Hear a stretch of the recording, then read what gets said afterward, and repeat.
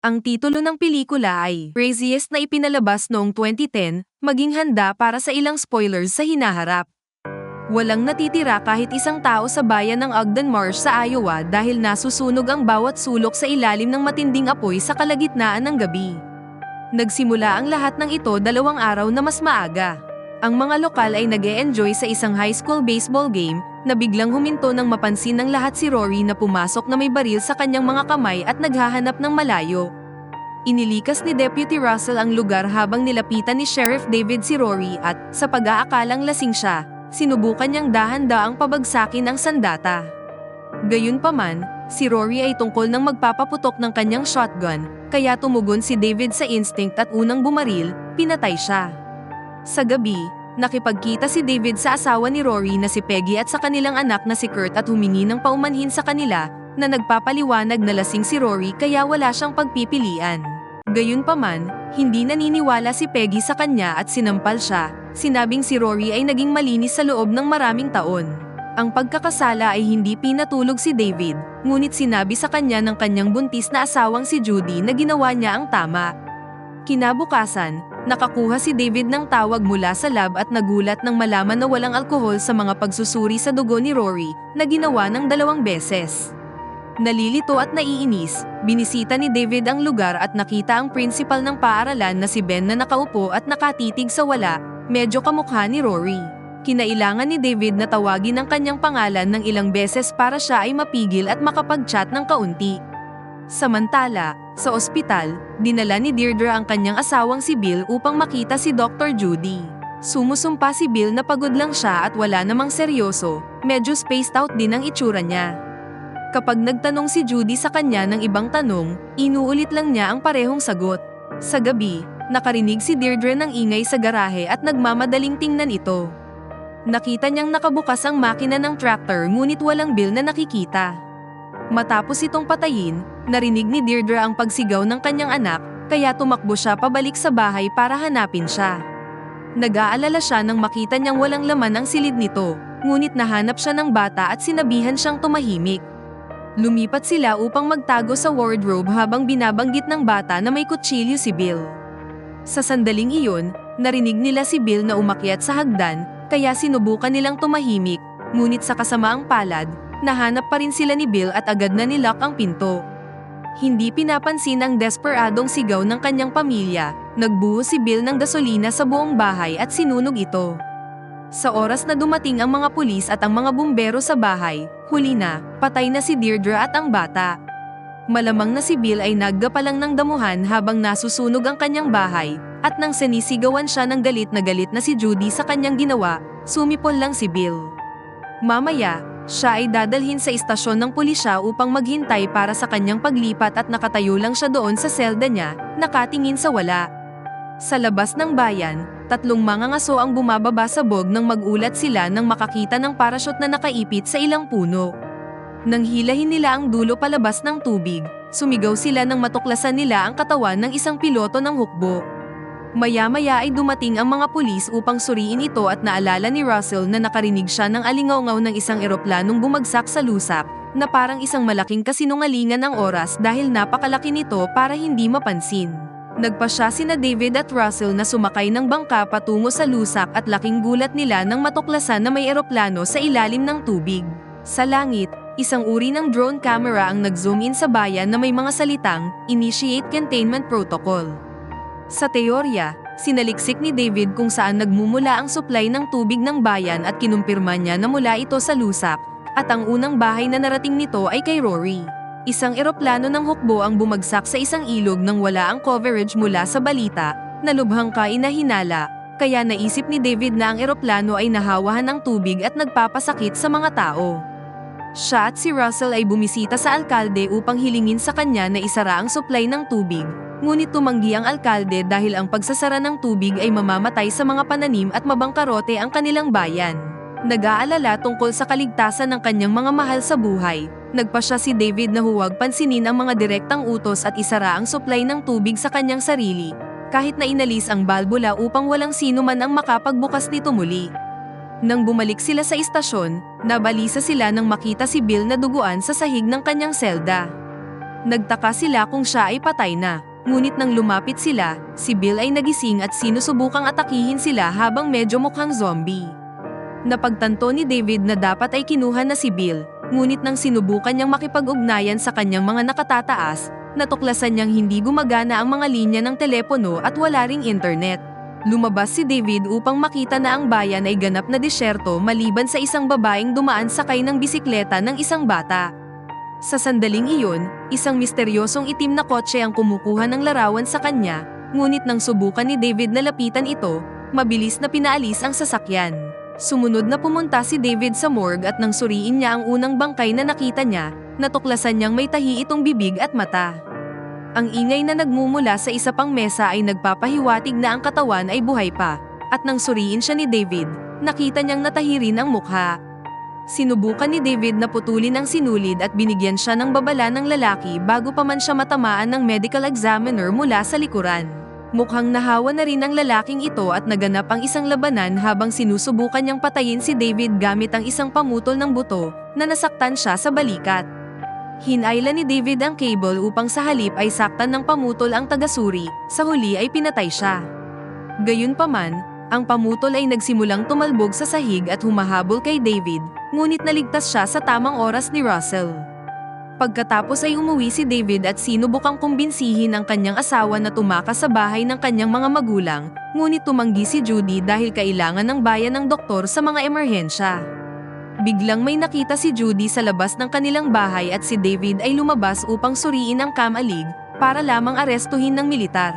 Kinaladkad siya sakay ng isang bus kung saan marami siyang nakidnap na lokal, kasama sina Judy at Russell.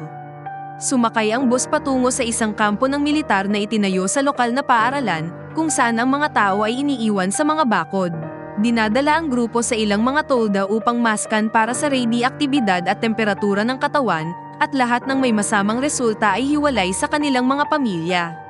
Sa kasamaang palad, mataas ang temperatura ni Judy at dinala siya ng mga sundalo, na nag-udyok kay David na lumaban sa mga bumihag sa kanila. Gayunpaman, siya ay madaling nadaig at natamba.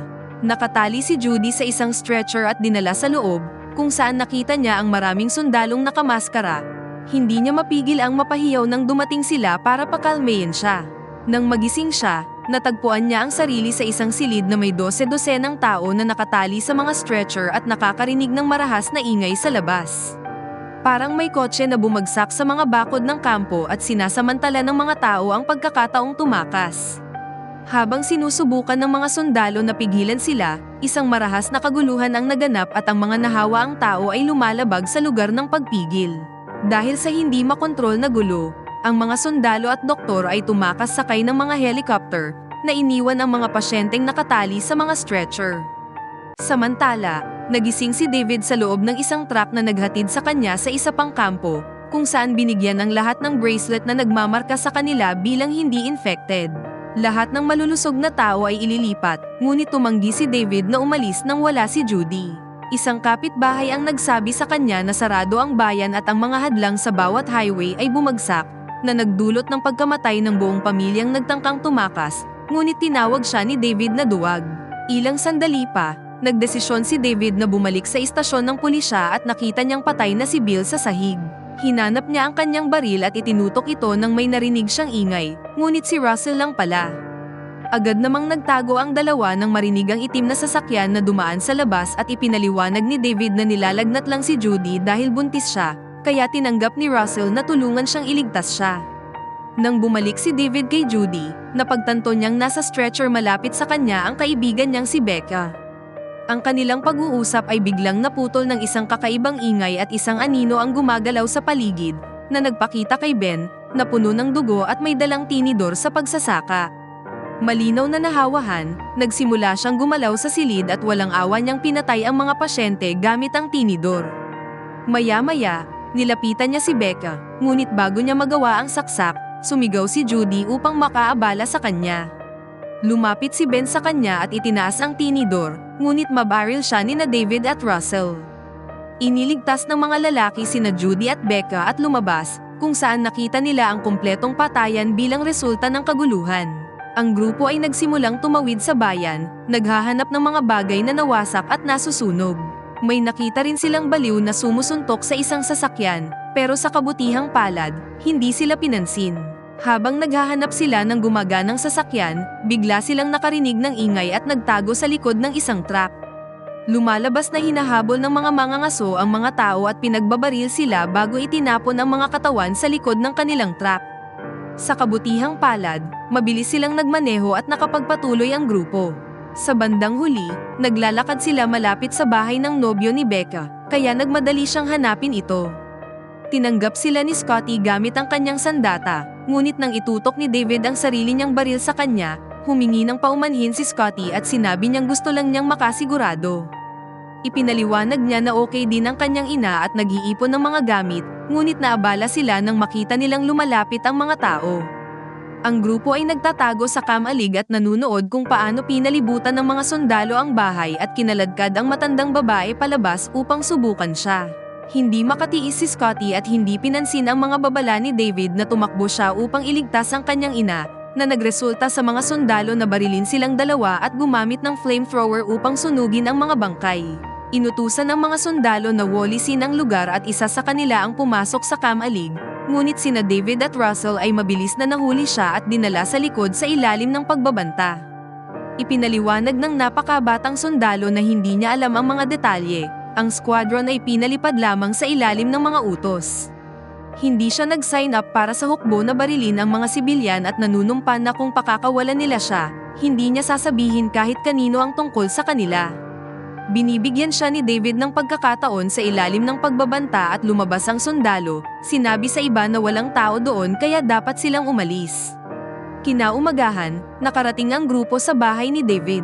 Habang si Russell ay nagtatrabaho sa pag-aayos ng isang lumang kotse, ang iba ay nag-iipon ng mga supply, at nagpasya si Judy na huminto sa nursery upang magpaalam, hindi napansin ng isang nahawa ang si Peggy sa kanyang likuran. Sa ibaba, nakarinig si David ng ingay at nagmamadaling pumunta sa nursery, at nakita si Judy na nakatali sa isang upuan. Biglang tumalon ng isang infected na si Kurt sa kanya upang subukang patayin siya, at nang subukang abutin ni David ang kanyang nahulog na baril, sinaksak ni Peggy ang kanyang kamay, naiipit ito sa sahig. Pagkatapos, kinuha niya ang baril at itinutok kay Judy upang makaabala sa kanya. Ipinaalala ni David sa kanya na siya ang pumatay sa kanyang asawa. Ibinaling ni Peggy ang baril sa kanya, ngunit mabilis na dinisarmahan siya ni David at nagawang palayain ang kanyang kamay upang itulak si Kurt palayo at saksakin si Peggy, na ikinamatay nito. Pagkatapos, kinuha ni Kurt ang baril at halos patayin si David, ngunit pinatay siya ni Russell sa pamamagitan ng pagbaril mula sa bintana. Pinalaya ni David si Judy habang papasok si Russell upang barilin ang mga katawan ng ilang dagdag na beses, kung sakali. Dahil dito, nabahala si Judy at nag-aalala siyang baka mahawan din siya, ngunit sinabi ni David na utang nila sa kanya ang kanilang buhay. Umalis ang grupo sa kotse at pagkatapos magmaneho ng ilang sandali, umubo si Becca. Iniisip ni Russell na maaaring nahawa siya, at sa lalong madaling panahon, lahat ay nagtatalo sa isa't isa. Sa sandaling iyon, napansin nila ang isang helicopter na lumilipad, kaya upang maiwasang makita, pinaikot ni David ang kotse at nagtago sa loob ng car wash. Habang hinihintay nilang umalis ang helicopter, may nakita si Becca sa labas, at biglang nagsimulang gumalaw ang platform habang ang washing machine ay naka-on. Sinubukan ni David na paalisin sila, ngunit ang sasakyan ay nahawakan ng plataporma. Sa lalong madaling panahon, isang grupo ng mga nahawa ang empleyado ang pumapaligid sa sasakyan at inaatake ang grupo. Sinisira ang mga bintana upang maabot ang loob. Habang nakikipaglaban si David sa isa sa kanila, inabot ng isa si Becca, kaya nabasag ang kanyang ulo na nakasandal sa sasakyan at pinaalis siya. Pagkatapos ng maraming pakikibaka, nagawa rin ni David na itulak ang isa pang lalaki palayo at sa wakas ay umusad ang kotse.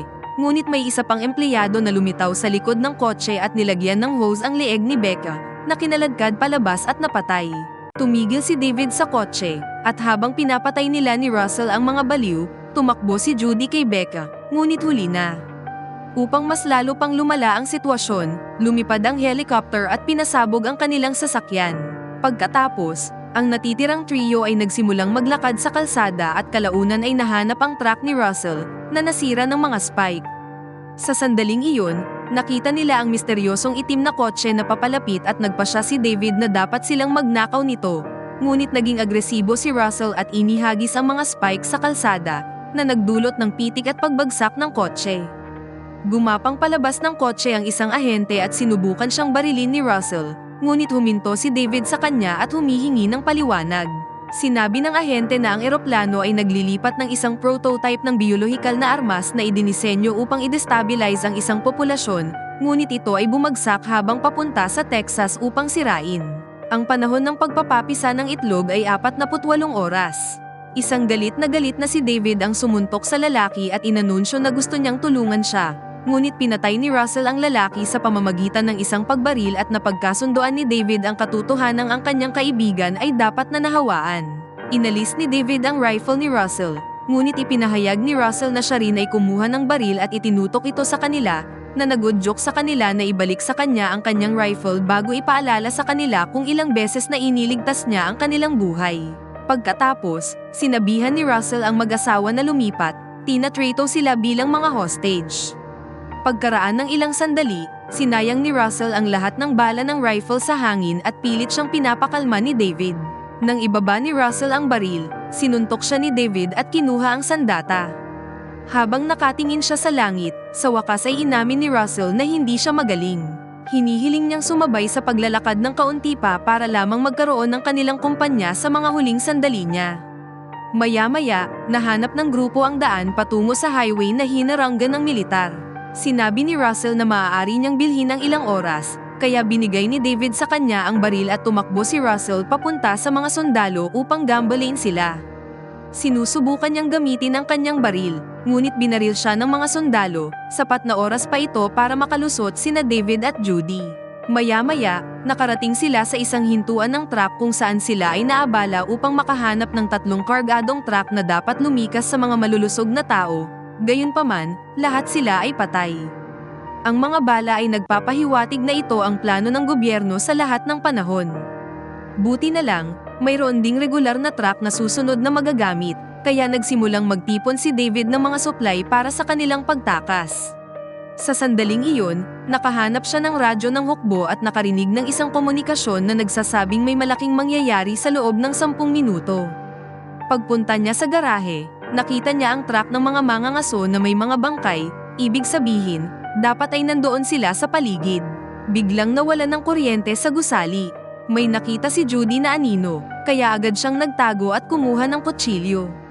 Ngunit nang matagpuan siya ng mga mangangaso, nagsimula siyang tumakas at nagtago sa isang silid kung saan mas marami siyang nakitang katawan. Nang dumating ang isang mangangaso upang suriin ang silid, nagtatago si Judy sa ilalim ng mga katawan, kaya hindi siya nakita ng mangangaso at lumayo ito. Lumapit si Judy sa pinto at halos mapasigaw nang may kumalabit sa kanya, buti na lang si David iyon.